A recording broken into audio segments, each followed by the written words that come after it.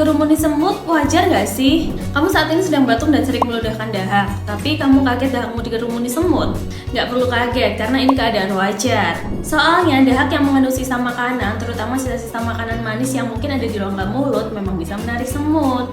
Selain itu, dahak dan lendir secara alami mengandung protein, karbohidrat, dan garam yang bisa menjadi daya tarik bagi semut. Meskipun ini kejadian wajar, tapi bukan berarti dibiarkan. Batuk tetap harus diredakan ya. Kalau kamu pengen tahu cara meredakan batuk secara alami, swipe ke kanan video ini dan kepoin akun ini ya.